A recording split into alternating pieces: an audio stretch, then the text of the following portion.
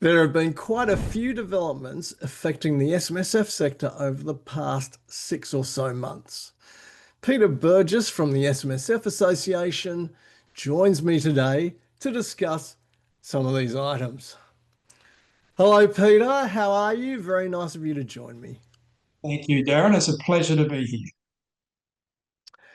Now, let's start with what's probably the biggest ticket item, and no doubt that is the latest announcement on the Division 296 tax. What's happened there?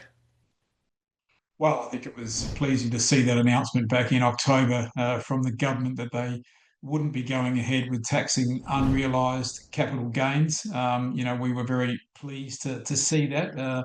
It would have had very significant implications for our sector, of course, if that tax had gone through in its previous design. So, we were very pleased at that. We had invested a significant amount of our resources over the last few years. Lobbying against the design of that tax, and I think that was warranted. As I said, if that had gone through in its original design, it would have had drastic implications really for our sector. So very pleasing to see that. I think it's fair to say that we still have concerns about this tax. There's still a lot of work to be done to ensure the tax works in a fair and equitable way for everyone that's impacted by the tax. So, we continue to work with government on that. But look, really some good steps in the right direction at this stage. I think Aaron, yeah. So in relation to the consultations, where the treasurer has announced that he wants to consult with the industry on the design of the on how to calculate the realised earnings, and that's good. But I guess we would like to broaden that consultation if we can, and have a discussion with the treasurer about other options available to the government in the achievement of their objectives with this particular policy. So hopefully we can. Hopefully we can sit down with the treasurer and his office, and had a broader discussion about the other options that we think are available to the government in their achievement of their objectives. Yeah, I think we all remain hopeful that that will be something that happens in the coming months. Now, one of the other issues that has been dominating discussions for a long period of time has been the non-arm's length income and expenditure rules, and there's been some movement there recently too, hasn't there? Yeah, absolutely, Darren. We did see the release of the updated ruling, so that law companion ruling released by the ATO. It was pleasing to see that. What they have done in that ruling is incorporated some of the latest changes to the legislation, with the changes which were brought into law last year. This two times shortfall around general expenses, so they've updated the ruling to accommodate those changes to the legislation.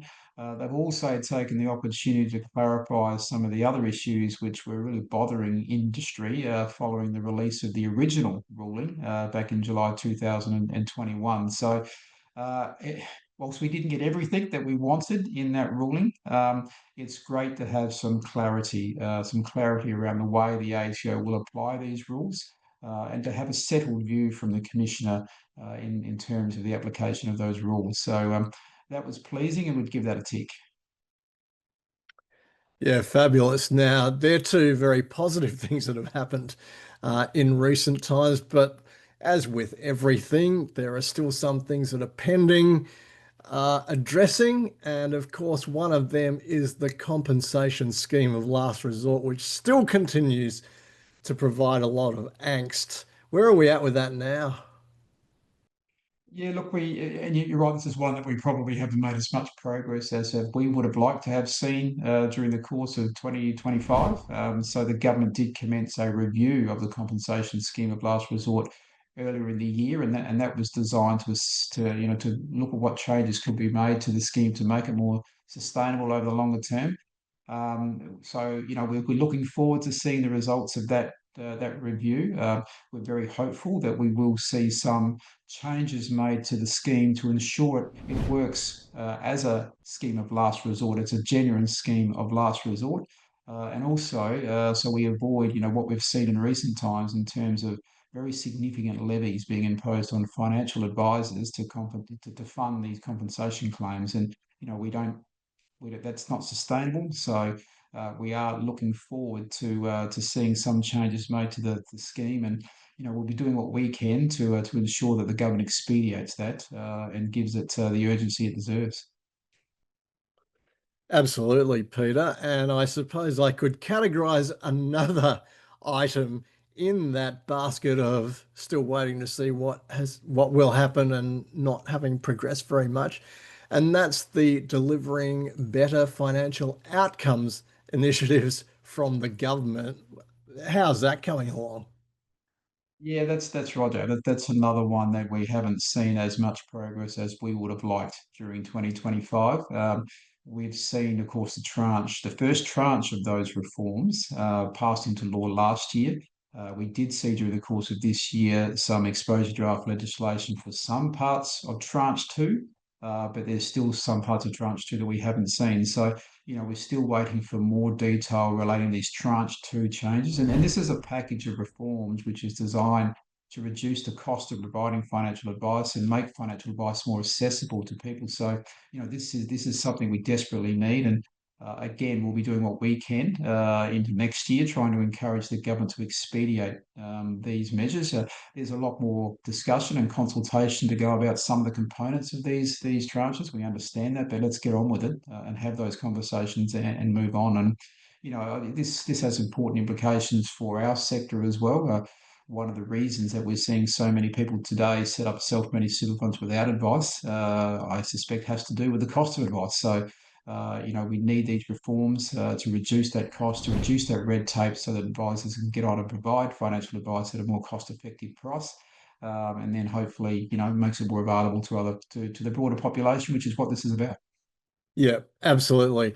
Now, as we sit down and conduct this interview, we're speeding along to the end of 2025, which means our attention will naturally turn to the SMSF Association National Conference in 2026, which is taking place in February. Now, all that we discussed beforehand, they'll be being fleshed out a little bit more at the conference, won't they? And no doubt a whole lot more. Absolutely, Darren. All the issues that we just spoke about will be covered in more detail during the national conference. They'll start the conference with a legislative update, so I'll be providing further updates on those topics we've discussed today and providing more detail around some of those things. Look, it's a fantastic forum for practitioners to come together to learn more about what's happening in the industry, to learn about the legislative developments, strategies, technical strategies. There's a huge amount of technical content is delivered over 2.5 days in different formats, plenary sessions and concurrent streams, as well as workshops. So a significant amount of technical content. But it's not just about that. It's also about connecting with others in the industry, having conversations with peers, not just in your own profession, but in other professions who will also be present at the conference, who also play an important part in delivering services to SMSF trustees. And those conversations lead to new business opportunities. So there's a lot on offer at the conference, and I can't wait. The program it was out there, and it's a very strong program. I know the team has put a huge amount of effort into the program and really has taken it to another level, I think, this year. So can't wait to get together in Adelaide. The SMSF Association National Conference 2026 will be hosted at the Adelaide Convention Centre from the 18th to the 20th of February. To find out more about the event and register, please refer to the details you can see on screen now. The SMSF Association National Conference is the premier sector event every year, and I can't wait to be a part of it again, Peter.